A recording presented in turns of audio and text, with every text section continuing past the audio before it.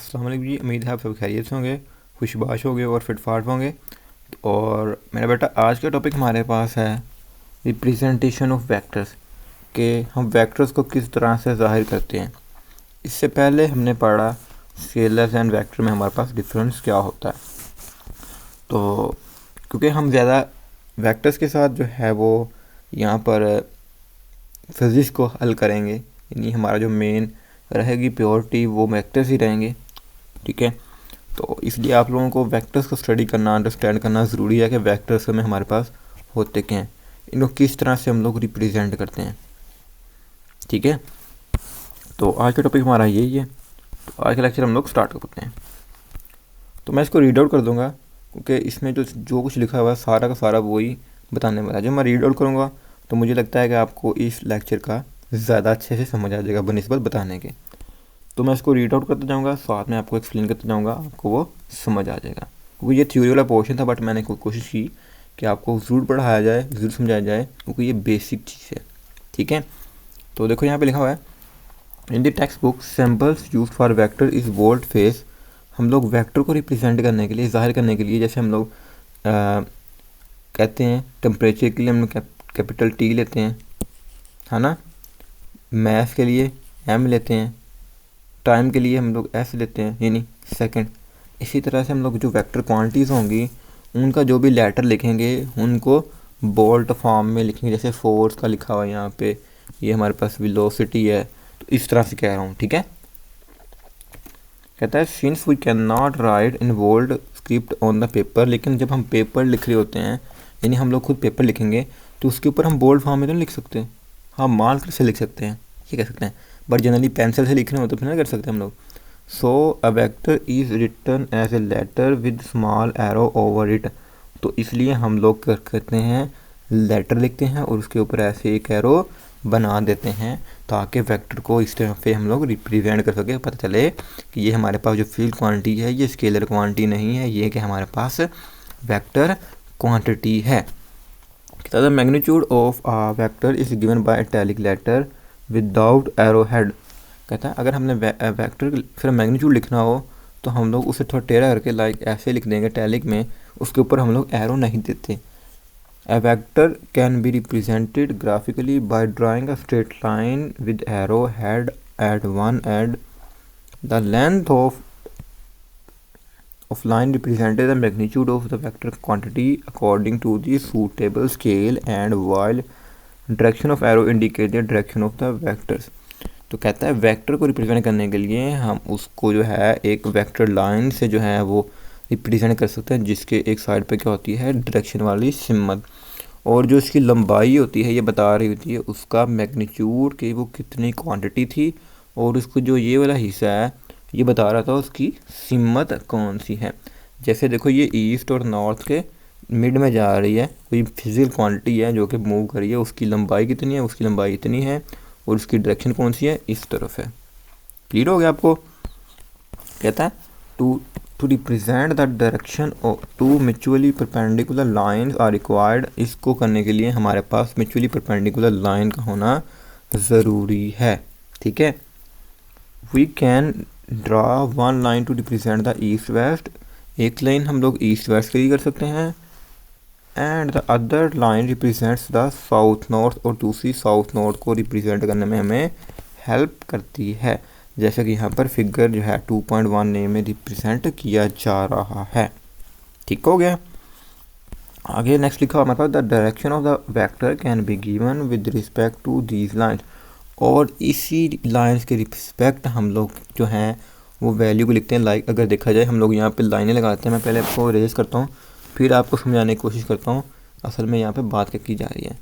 देखो यहाँ पर कलर हम लेते हैं ब्लू। देखो अगर मैं कहूँ ये 5 है और ये 10 है, ये 15 और ये 20 है, तो मतलब हमारी बॉडी जो मूव कर रही है इसने पहले 5 किया कितने सेकंड में, 10 सेकंड में। इसी तरह से 20 किया कितने सेकंड में इसने, 20 के अंदर। ऐसे मतलब 10 किया 20 के अंदर, इस तरह से 30। यानी ये मैं बता रहा है कि बॉडी मूव कर रही है, उसकी डिस्टेंस कितना कवर किया उसने, मतलब, और उस कितने टाइम के अंदर, विद डायरेक्शन किस हिम्मत में, वो ईस्ट और नॉर्थ के मिड में की तरफ जा रहा है।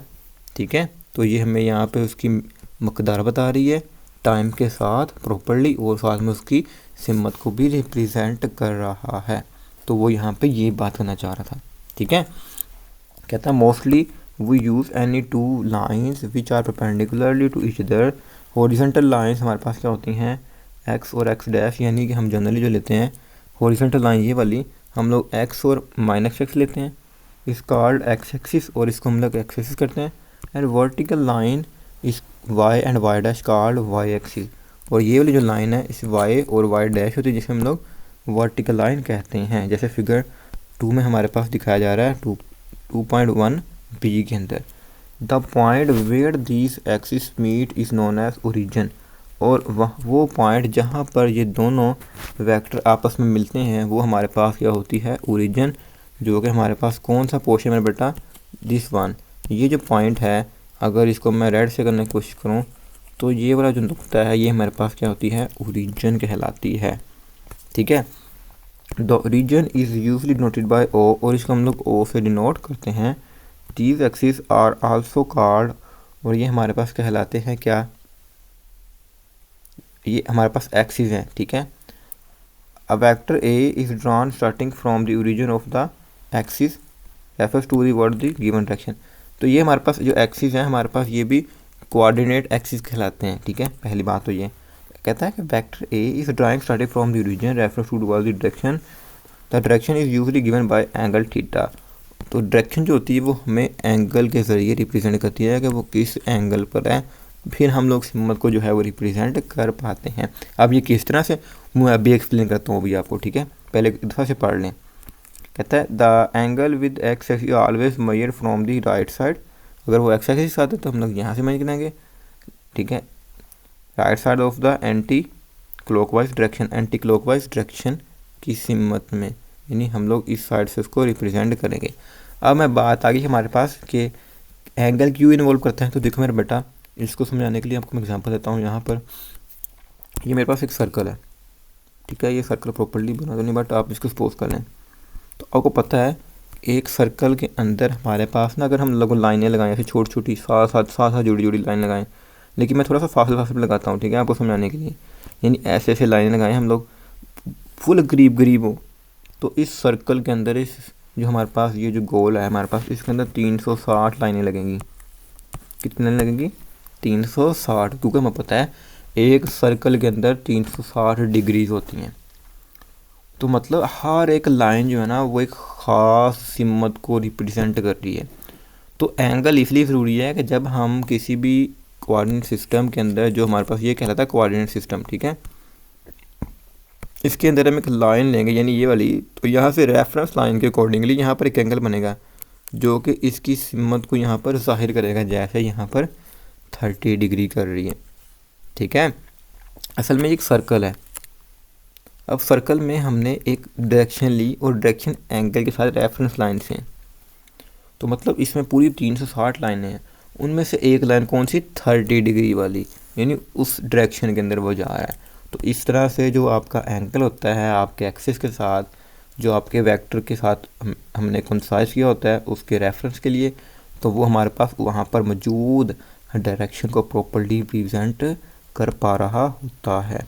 तो आई होप आपको समझ आ गई होगी कि हम लोग वेक्टर्स को जो है किस तरह से रिप्रेजेंट करते हैं। आपको यहाँ पे याद रखना है कि वेक्टर्स को हम बोल्ड फॉर्म में लिखते हैं, लेकिन हम जनरली पेपर के ऊपर इस फॉर्म में लिख देते हैं। और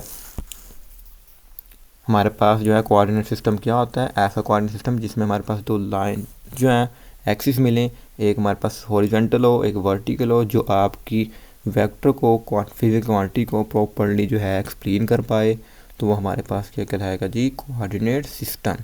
ठीक हो गया, तो ये था आज का टॉपिक। फिर भी कोई क्वेश्चन हो, क्यूरी हो, कोई डाउट हो तो कमेंट सेक्शन में ज़रूर पूछिएगा। हमारी हमेशा कोशिश होती है कि आपके लिए बेस्ट लेक्चर लेके आएँ। इसके बारे में जो है आप अपनी फीडबैक ज़रूर दीजिएगा इस लेक्चर के बारे में, क्योंकि इससे क्या होता है कि हमें नेक्स्ट जो हमारे पास बैच आएगा उसको पढ़ाने में और ज़्यादा जो है वो बेहतरी पैदा होगी कि हम लोग किस तरह से और ज़्यादा बेहतर तरीके से इस चीज़ को जो थे एक्सप्लेन कर सकते थे।